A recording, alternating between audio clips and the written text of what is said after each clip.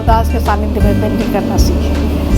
इसके बिना शादी अधूरा रहता है, ये होना ही है। इसके बिना आपका एग्जीबिशन भी अधूरा है। हाँ, इसके बिना मेरा एग्जीबिशन, मिथिला पेंटिंग अधूरा है इसके बिना। जी जी, मैं पहली बार गांधी को मधुबनी पेंटिंग में देखा है और देखिए गांधी कैसे दिखते हैं। वो क्या खास बात है मधुबनी पेंटिंग में जो बाकी पेंटिंग से इसको अलग बनाता है? कुछ बताएं कि आप क्या ऑनलाइन भी क्लासेस लेती हैं? अगर किसी को मधुबनी पेंटिंग सीखनी हो या समझना हो आपसे तो कैसे आपसे संपर्क करें? आर्ट में ऑनलाइन क्लास आर्ट को वीक करता है, यह मेरा मानना है। ऑनलाइन में मेरा अभी तक एक्सपीरियंस अनुभव बिल्कुल। नमस्कार, मैं हूँ निखिल आनंदगिरी। हमारे साथ मिथिला की मशहूर चित्रकार अलका दास जी हैं और हम फिलहाल बापू टावर पटना में खड़े हैं, जहाँ पर एक बहुत ही सुंदर एग्जीबिशन लगा है, चित्रों की प्रदर्शनी लगी है जिसका नाम है प्रवाह। हाँ। और ये एक सोलो एग्जीबिशन है अलका जी का। अलका जी बहुत ही जानी मानी पेंटर हैं और उनसे जानेंगे मधुबनी पेंटिंग के बारे में, मिथिला चित्रकला के बारे में और इन पेंटिंग्स के बारे में भी। तो आप हमारे साथ बने रहिए और आइए घूमते हैं ज़रा इन पेंटिंग्स के आसपास। अलका जी थोड़ा बताइए कि इस प्रवाह नाम के पीछे क्या थीम था और क्या क्या पेंटिंग्स यहाँ पे प्रमुखता से दिखेंगी? प्रवाह जो है निरंतरता, बहते रहना। तो जब से हम इसमें शुरू किए हैं काम करना, तब से अभी तक जो निरंतरता है, जो लगातार पेंटिंग की है, उसको हमने इसमें डिस्प्ले किया है। प्रवाह इसीलिए नाम कि आगे भी हम इसी तरह बहते रहे, धारा की तरह आगे बढ़ते रहे। आप थोड़ा बताइए अपने सफ़र के बारे में कि आप कब से पेंटिंग कर रही हैं और यहाँ पे मतलब आप वो प्रवाह जो आप देखना अगर चाहेंगे मधुबनी पेंटिंग के शुरुआती पेंटिंग से आपकी थीम में कितना बदलाव आया है? हाँ, ये हम कब से कर रहे हैं। देखिए, ये मिथिला का या किसी का अपना एक जो लोक कला होता है वो हर जगह का होता है, मिथिला का भी अपना है। तो इसको पहले हम रिचुअल से जोड़ते हैं, क्योंकि ये रिचुअल ऐसा है हमारे यहाँ कि यहाँ अरिपन का बहुत हमारे यहाँ परंपरा है। और कोबरा घर लिखने का मतलब शादी में कोबरा घर और सिरागू घर होता है। अरिपन मतलब जो अल्पना जो होती है, अल्पना जो चावल को फुला के पीस के पिठार बनता है, उससे ज़मीन पर उकेरते हैं। वो हर फेस्टिवल का, हर पर्व का, हर शादी का अलग अलग डिजाइन होता है। तो वो हम लोग आँख खुली है जब से, तभी से देख रहे हैं। ये लगता है बाय बर्थ ही आया होगा। चलें अल्पना की तरफ चलें जहाँ आपकी पेंटिंग लगी है। हाँ। पेंटिंग जहाँ से शुरू होती है मैं अपने दर्शकों को बता दूँ, ये लगभग हम पहली पेंटिंग के पास खड़े हैं। और जैसे ये अल्पना है, ये अल्पना है, जिसे अरिपन कहते हैं, रंगोली कह सकते हैं, कई भाषाओं में कई जगहों पे ये शैली प्रचलित है। हाँ, अलग अलग भाषा। शुरुआत हुई बाद में, शादी के बाद जब मिथिला आर्ट इंस्टीट्यूट वहाँ था, तो वहाँ मेरी माँ बोली, मदर इन लॉ बोली कि जाके हम सीख लिया।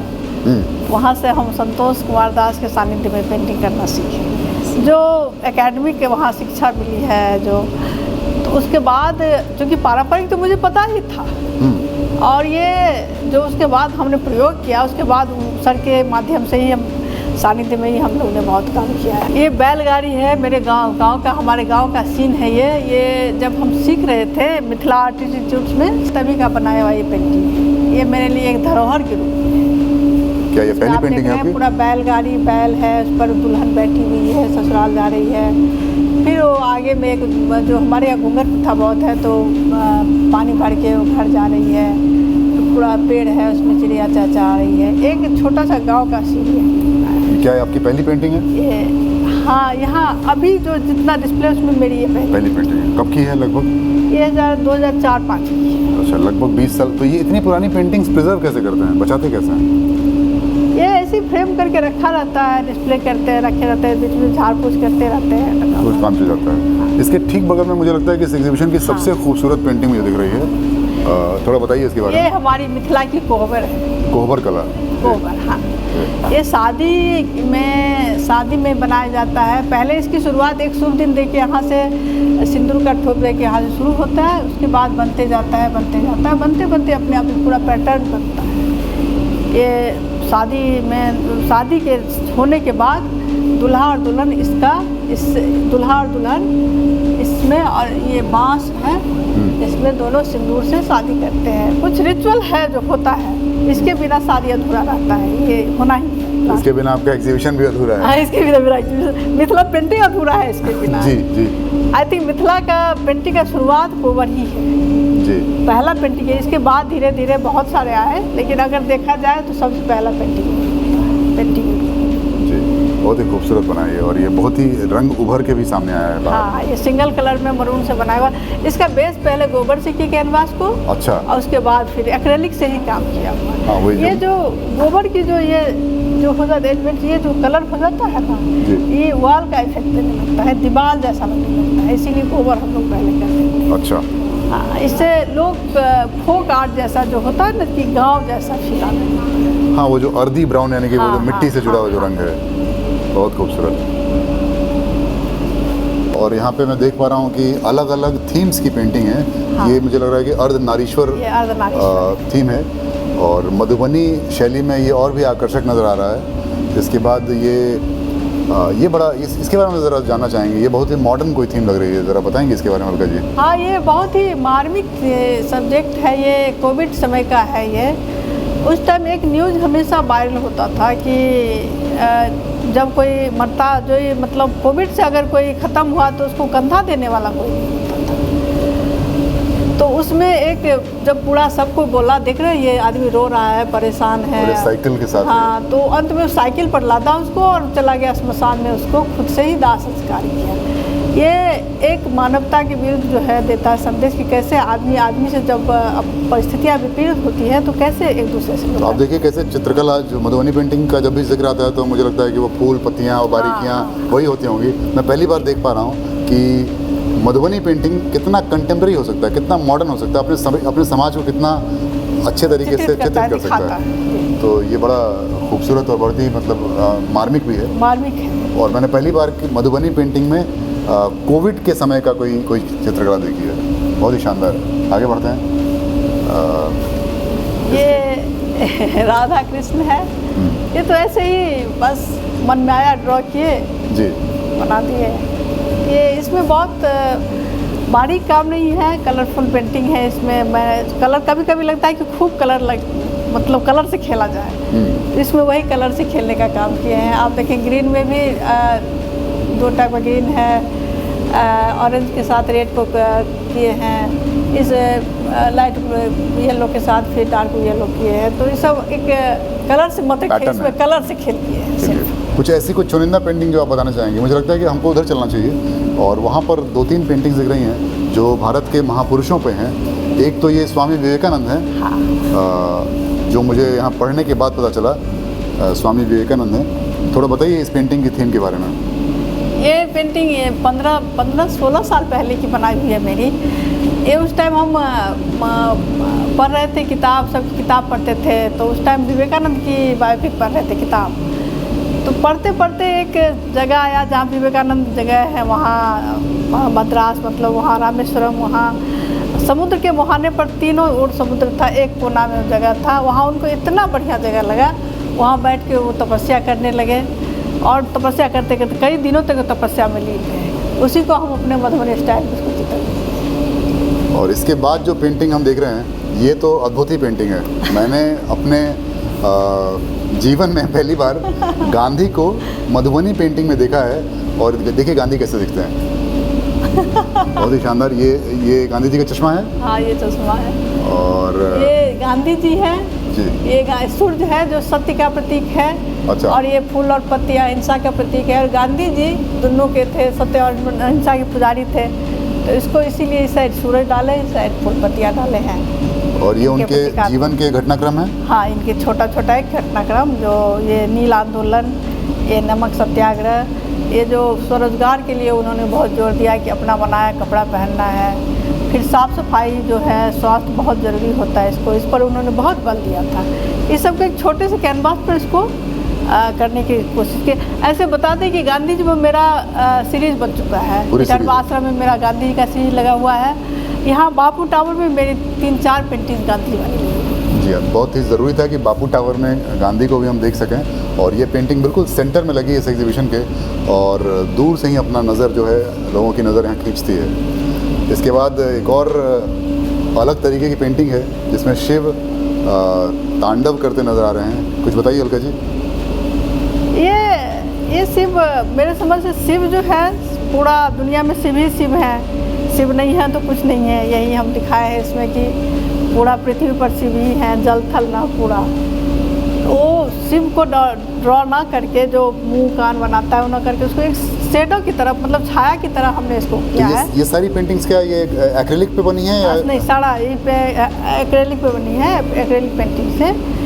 ये एसिड फ्री पेपर है, उस पर उसी पर वो बनाए हुए हैं। ये कैनवास नहीं, एसिड फ्री पेपर आता है। और ये जो लाल है, ये लाल किसको इंडिकेट करता है? लाल इंडिकेट करता है जो उनका रौद्र रूप है। हाँ, रौद्र। ये छाया है जो दिखता नहीं है लेकिन महसूस होता है, वो हमारा ऑल्टर ईगो कह सकते हैं, हमारे भीतर का जो कहीं भी है, कभी भी है, कभी भी है। हाँ, उसको लाल वही। अच्छा, हमारे दर्शक अगर आपसे जानना चाहें कि आप क्या ऑनलाइन भी क्लासेस लेती हैं, अगर किसी को मधुबनी पेंटिंग सीखनी हो या समझना हो आपसे, तो कैसे आपसे संपर्क करें? आर्ट में ऑनलाइन क्लास आर्ट को वीक करता है, यह मेरा मानना है, इसीलिए हम ऑनलाइन क्लास नहीं, क्योंकि आजकल बहुत सारे लोग ऑनलाइन क्लासेस हाँ ले रहे हैं, कमर्शियल कर रहे हैं, लेकिन उससे आप देखेंगे कि इस मास में प्रोडक्शन तो शुरू हुआ है, लेकिन ये जो ओरिजिनलिटी है उसका धीरे धीरे कम हो रहा है, उसमें कुछ और लोग ऐड करते हैं। मतलब अगर आपसे सीखना हो तो लोगों को आपके पास आना पड़ेगा, पटना आना पड़ेगा। अगर कोई दिल्ली का या कहीं और पंजाब का कोई हम कर सकते हैं, लेकिन हम जो आप बिग लेवल पर अगर सीखना चाहें तो थोड़ा सा मुश्किल होता है, क्योंकि ये भाव है, आप सामने बैठ के जो करेंगे वो ज़्यादा सही होता है। कितना समय लगेगा आपके साथ रहकर अगर सीखना हो किसी को बेसिक? देखिए, सीखने की तो कोई उम्र नहीं होती है निखिल जी, ये तो हम अभी भी सीख रहे हैं, निकले की कोई उम्र नहीं होती है। नहीं, सीखने की मैं उम्र नहीं बोल रहा। हाँ, बेसिक में है कि 6 महीना साल भर अगर बेसिक करे, बेसिक उसको आ जाता है, उसके बाद वो अपने से कर सकते हैं। वो क्या खास बात है मधुबनी पेंटिंग में जो बाकी पेंटिंग से इसको अलग बनाता है? कुछ वैसे तत्व जो आप पहचान जाएंगे कि ये गोंड है, ये मधुबनी है या कुछ और शैली है? सब पेंटिंग अपने आप में खास है, मधुबनी भी खास है, गोंड भी खास है, सब खास है। इसकी बारीकी, इसका मेन जो कल्चरल पार्ट जो होता है, इसका पारंपरिक पार्ट, वो सबसे खास होता है। मिथिला का कल्चर अभी भी जिंदा है, ये खास चीज़ है मिथिला की, और उसी को पेंटिंग के रूप में हम लोग जो दिखाते हैं, सबसे खास बात उसकी, इसकी लाइन बारीक हो, जब अगर कलरफुल करते हैं तो चटक कलरफुल होना चाहिए। ये सब दोनों अलग अलग पॉइंट है, लेकिन फिर भी ये दोनों खास चीज़ है। अलका जी ने अभी बताया कि गांधी की पूरी सीरीज़ उनके पास है। एक और ख़ास सीरीज़ के पास ले चलते हैं जो उनके पास बनी हुई है, ये गदर जो विद्रोह था उसकी पूरी सीरीज़ हमारे पास। हाँ।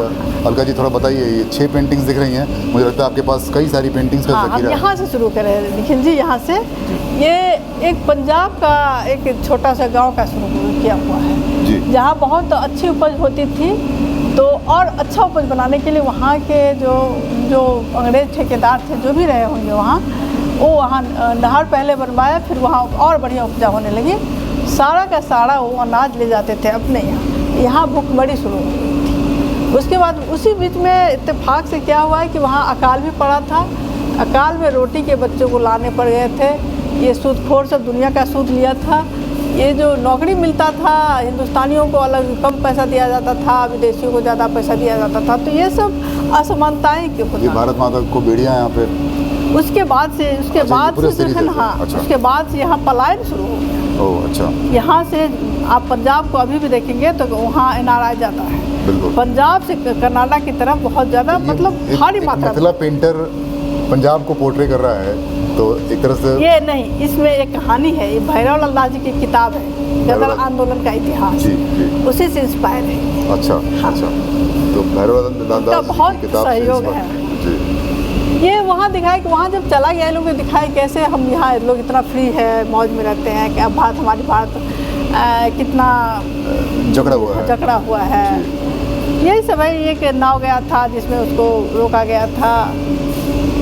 ये भी कि बाहर उन्मुक्त रहने से अच्छा है, जो तिल मरते हैं हम लोग, तो इससे अच्छा जेल में बंद होके रहे। और ये अंत में दिखाता, मतलब इसका कंक्लूजन अंत में यही हुआ कि हजारों लाखों लोग फांसी पर चढ़े, कुर्बानी पर तब जाकर हमको ये आज़ादी मिली। आज हम जो आज़ाद हैं तब क्या बात है। तो आपने देखा, हमने शुरुआत अरिपन कला से की और उसके बाद घूमते हुए स्वामी विवेकानंद, अर्धनारीश्वर, शिव के तांडव से होते हुए गदर आंदोलन तक भी आए। अलका जी, क्या लगता है रिस्पांस कैसा मिलता है आजकल मधुबनी पेंटर्स को?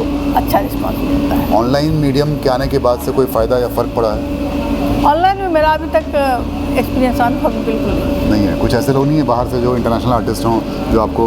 हाँ, नहीं, वो जैसे हम लोग का कोरोना काल जो आप देखें ना, उस टाइम में हम लोग का एक ऑनलाइन एग्जीबिशन लगा था, साराक्यूज म्यूजियम की तरफ से सुजन बाटले लगाई थी।